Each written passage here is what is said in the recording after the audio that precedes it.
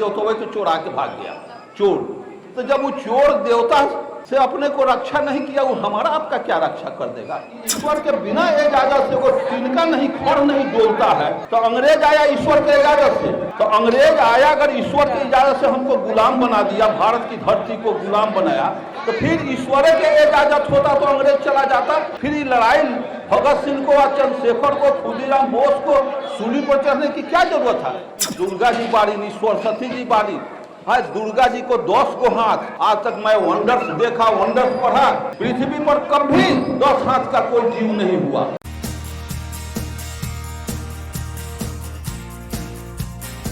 तो मंदिरों में गरीब स्थान है, उसमें अष्ट धातु का जो शिव व कौन कौन देवता था उसको हैक्सो ब्लेड से काट करके देवता तो चोरा के भाग गया चोर। तो जब वो चोर देवता से अपने को रक्षा नहीं किया, वो हमारा आपका क्या रक्षा कर देगा? मैं पूछता हूं आपसे, आप ज्ञान को, ब्रेन को ट्विस्ट कीजिए। अभी तक जो देवता के फेर में आप पड़े हैं, जाति के फेर में पड़े हैं, देवता होता नहीं है।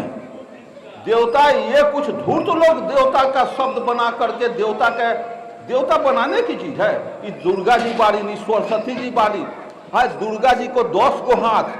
आज तक मैं वंडर्स देखा, वंडर्स पढ़ा, पृथ्वी पर कभी 10 हाथ का कोई जीव नहीं हुआ। कीड़ा मकोड़ा हुआ होगा, लेकिन देवता 10 हाथ, आदमी के धड़, हाथी के मूड़ी, और उसका सवारी चूहा ढोएगा। इस तरह से बेवकूफ बनाना, हम बेवकूफ बन गए। आदमी का धड़, हाथी के मूड़ी, 3 क्विंटल का उसका सर होगा, 50 किलो का उसका शरीर होगा, वो तो डिबैलेंस होगा। तनिका यहाँ करेगा तब उहड़ा जाएगा, तनिका पीछे होगा तो उहड़ा जाएगा।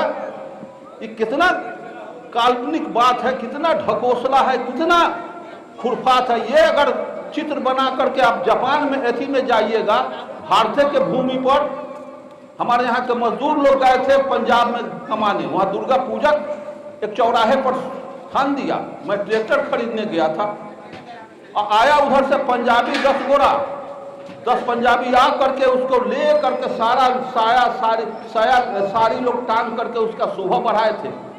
और चौक पर से कह के हटाओ, क्यों बना दिया यहाँ उठती मूर्ति को, और सब तूर के कबार के हटा दिया। जाओ बिहार में करना, मेरे यहाँ नहीं चलेगा ऐसा। क्या कर दिया वो पंजाबी को? आज भारत का जापान है तो पंजाबी पंजाब है। और अब मूर्ति पूजक बने हो। इस देश में मूर्ति पूजने से अगर हमारा कल्याण होता, देवी देवता की वजह से हमारा कल्याण होता, इनके धर्म शास्त्र जिसको कहते हैं वो तिक्रम शास्त्र हो सकता है, धर्म शास्त्र नहीं। धर्म शास्त्र उसे कहते हैं जिसमें सभी लोगों को समान सुख सुविधा का मुहैया करावे, सुख सुविधा, संपत्ति, ज्ञान का प्रादुर्भाव करावे, उसको हम धर्म कहते हैं। और जिस व्यवस्था को हमारे पूर्वज मान के आए, उसमें कहीं कोई धर्म का बात नहीं है, न भाईचारा है, न समानता है, न खुशहाली है, एक दूसरे से घिरना, एक दूसरे से टीस, एक दूसरे से पीड़ा। अगर मूर्ति पूजा में आप सभी महिलाओं को कॉन्फिडेंस है, तो मैं 25 को मिट्टी का चूहा बना देता हूँ और चूहे के कलर में पेंट करके किसी चूहे के बिल पर रख दूँ। 25 को मिट्टी का खरगोश बना के खरगोश के रंग में पेंट करके मैं किसी जंगल में, झाड़ी में छुपा दूँ। इधर से कुत्ता को इंडिकेट करो, कुत्ता मिट्टी के खड़हा को कैच करो, तो माटी के खड़हा को कुत्ता पकड़ेगा।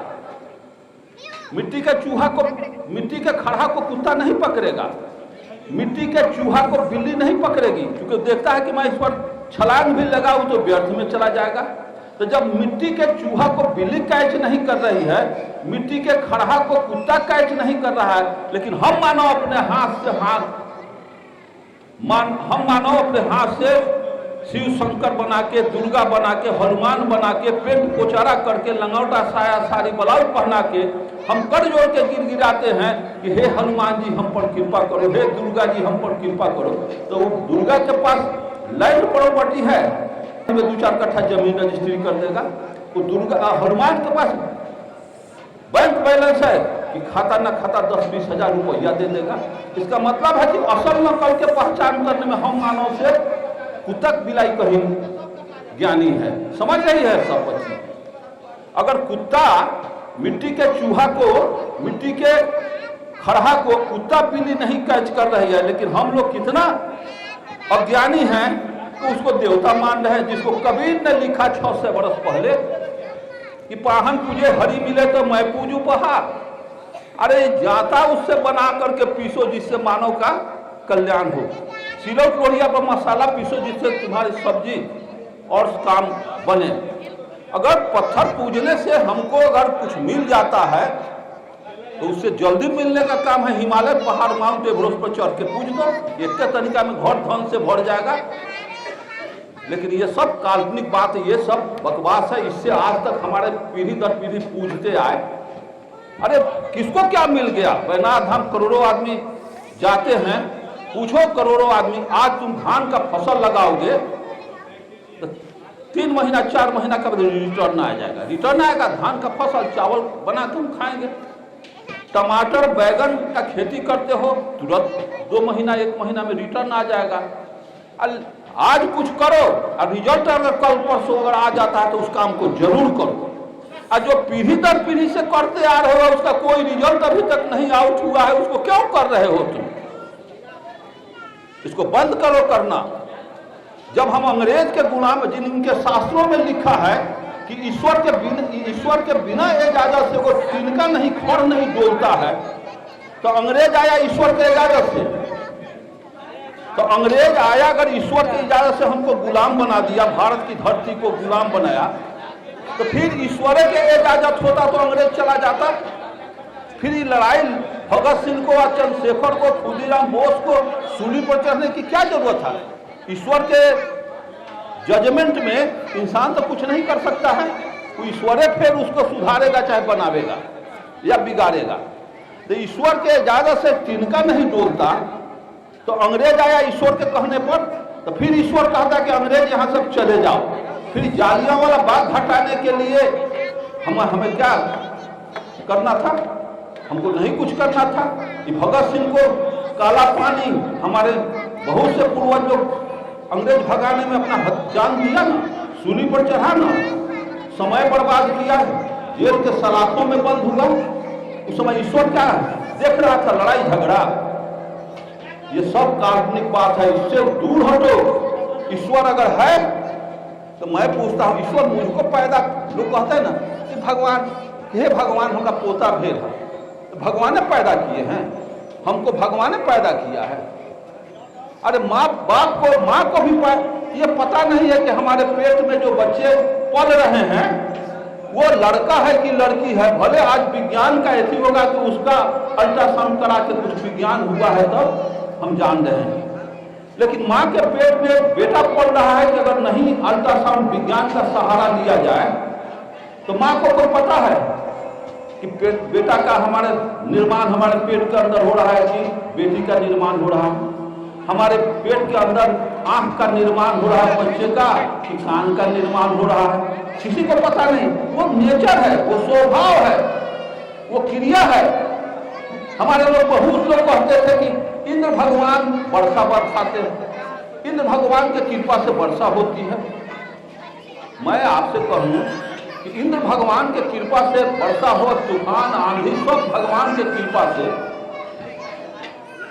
तो ये जानना चाहिए, जाड़ा के महीना या गर्मी के महीना जब हिंद महासागर या प्रशांत महासागर या कोई महासागर में ये क्रिया होता है, जब वहाँ वाष्पीयकरण होता है तो बादल कुछ मीटर पर जाकर के, कुछ किलोमीटर पर जाकर हाफ बादल बन जाता है। और वो बना हुआ बादल जब दौड़ेगा आकाश, नीला आकाश के अंदर, तो जहाँ ऑक्सीजन से उसको संपर्क होगा वहां वर्षा होना स्वाभाविक। वो ईश्वर इंद्र भगवान का कृपा नहीं, सूरज का कृपा है, पदार्थ का कृपा है। यह क्रिया नेचर है, क्रिया हर पदार्थ में निरंतर होता रहता है। इस क्रिया को करने के लिए और रोकने के लिए कोई ईश्वर होता नहीं। ईश्वर को हम पैदा किए हैं, हम मानव ईश्वर बनाए हैं, हम मानव जात बनाए हैं, हम मानव भूत प्रेत बनाए हैं, हम मानव सारा पाखंड बनाए हैं। हमारे बीच बहुत से बुद्ध जैसे, कबीर, रैदास जैसे, अम्बेडकर और जगदेव बाबू जैसे, लड़ई सिंह यादव जैसे और ज्योतिबा फूले, पेरियार रामास्वामी नायकर जैसे महापुरुष हुए और महापुरुष हैं। उन लोगों ने सत्य को ज्ञान से समझा और अपने समाज को सचेत करने का ज्ञान छीटा।